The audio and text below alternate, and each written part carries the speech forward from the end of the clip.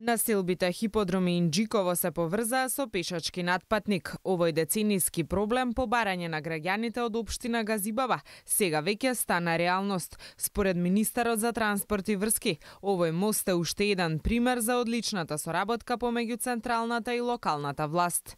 Преку Министерството за транспорт и врски, до сега во општина Газибаба реконструирани се 7 локални патни правци или вкупна инвестиција од 60 милиони денари. Во завршна фаза и последниот дел од локалниот пат од село Сингилич до село Раштак, вкупна инвестиција од 10 милиони денари. Овој пат ќе биде завршен оваа година. Во делот на комуналната инфраструктура во оваа општина инвестирани се преку 51 милион денари за подобрување на водоводната и канализационата мрежа.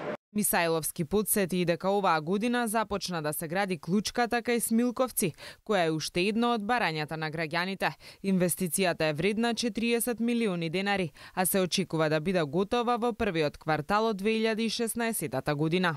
Ако од ова место тргнете и продолжите, на пример, по автопатот на коридор 10, ќе забележите како се градат нови патишта, ќе забележите како се поставени нови сообраќајни знаци или се осветлени многу голем број на клучки. Ако се движите било кон запад или кон исток, ќе забележите исто.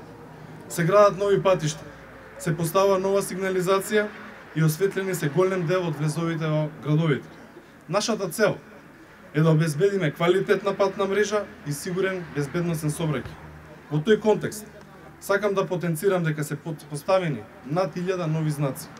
Дополнително поставена и нова хоризонтална сигнализација во вкупна инвестиција од 4,7 милиони евра.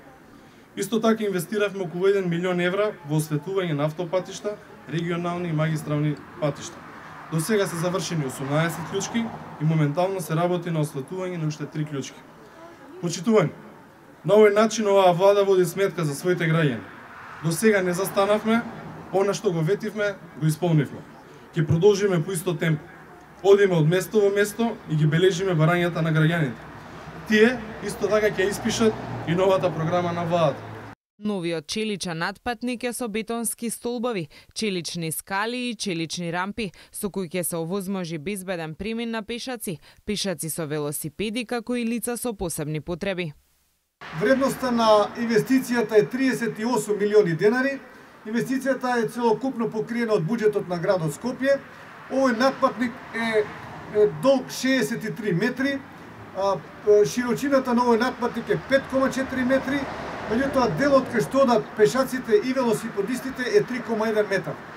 Овој натпатник е наменет за пешаците кои поминуваат по Инџиково према Хиподром и обратно, а воедно и видите дека има и пристапни рампи за пешаци со велосипеди кои што треба да поминуваат тука, така да ова место од сега ќе биде безбедно место за поминување.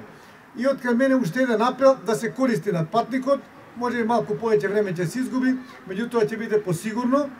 Изградбата на натпатникот е од исклучително значење и за жителите на Хиподром и за жителите на Инџиково, бидејќи оваа локација со години представува црна сообраќајна точка на автопатот кон Петровец, со многу сообраќајни несреќи, па дури и човечки жртви.